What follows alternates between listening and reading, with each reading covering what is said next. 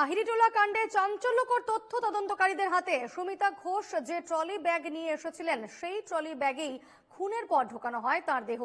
এছাড়াও সুমিতার এটিএম কার্ডের পিন পাল্টে কার্ড থেকে 25,000 টাকা তুলে নেয় অভিযুক্ত মা ও মেয়ে। সুমিতা ঘোষের অ্যাকাউন্টে 3 লক্ষ টাকা ছিল বলে জানা গিয়েছে। সোমবার কলকাতায় এসেছিল মা মেয়ে এবং তাদের কাছ থেকে একটি গয়নার দোকানের রসিদও মিলেছে বলে পুলিশ সূত্রে খবর। এই মুহূর্তে আমাদের সঙ্গে টেলিফোনে রয়েছেন প্রতিনিধি পৃথা দাশগুপ্ত। পৃথা, আহিরিটোলা কাণ্ডে মৃতার এই ঘটনার পর তদন্তকারীদের হাতে আর কি কি তথ্য উঠে এলো?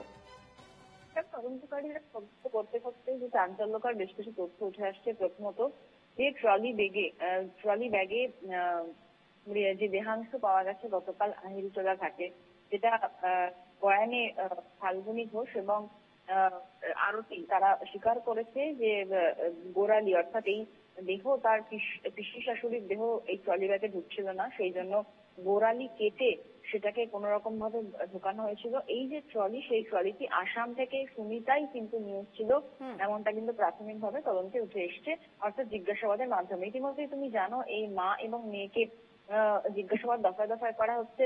গতকাল তাদের যে বাড়ি রয়েছে মধ্যমগ্রামে, যেখানে তারা ভাড়া থাকতেন, সেখানে নিয়ে গিয়ে পুনর্নির্মাণও করা হয়েছে এবং সেখান থেকে যে ইট দিয়ে এই সুমিতাকে আঘাত করা হয়েছিল সেই ইটও কিন্তু ইতিমধ্যেই বাজেয়াপ্ত করেছে তদন্তকারী আধিকারিকরা। অন্যদিকে আরো একটা যে বিষয় উঠে আসছে, এই সুমিতা আসাম থেকে যখন এসেছিলেন তখন তার যে এটিএম কার্ড, সেই এটিএম কার্ডের পিন যেটা ছিল, সেই এটিএম কার্ড থেকে টাকা তুলে পিন চেঞ্জ করে দেয়। কত টাকা তুলেছিল প্রাথমিকভাবে জিজ্ঞাসাবাদে যেটুকু জানতে পেরেছে মামের থেকে, যে 25,000 টাকা তারা তুলেছিলেন এই এটিএম কার্ড থেকে। এবং শুধু তোলেনি, তোলার পরে তারা পিনটা বদলে ফেলেছিলেন যাতে এই এটিএম কার্ড আর কেউ ব্যবহার করতে না।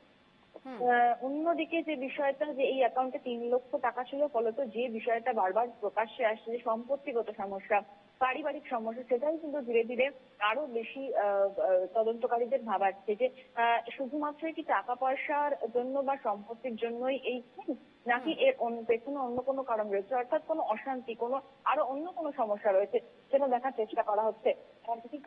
আরো একটা বিষয় যেটা জানার চেষ্টা করছেন তদন্তকারীরা, একটি গয়নার বিলের রসিদ পাওয়া গেছে তাদের থেকে, এবং তারা এই গয়নার বিলের রসিদ কেন বা কি জন্য তারা নিয়ে ঘুরছিল সেটা যখন তাদের জিজ্ঞাসাবাদ হয়, তারা কিন্তু জিজ্ঞাসাবাদে জানিয়েছেন যে সোমবার দিন অর্থাৎ রোববার বিকেল বেলা এই ঘটনা ঘটে এবং সোমবার দিন বেশ কিছু গয়না তারা কলকাতার একটি দোকান করতে দিয়েছিলেন এবং সেই যে গয়নার বিল, যে গয়না করতে দিয়েছিলেন সেই গয়নার বিল তাদের থেকে পাওয়া গেছে বলে প্রাথমিকভাবে পুলিশের সূত্রে খবর পাওয়া গেছে। এখন এই যে টাকা, সেই টাকা দিয়েই কি এই গয়না তৈরি করা বা গয়না কেনার কোনো পরিকল্পনা ছিল কিনা, সমস্ত টাকা হাতিয়ে নেওয়ার পরিকল্পনা ছিল কিনা, সেই জন্যই এটিএম এর যে পিন নম্বর, সেই পিন নম্বর পাল্টে ফেলেছিল কিনা, এই সমস্ত বিষয় কিন্তু জানার চেষ্টা করা হচ্ছে।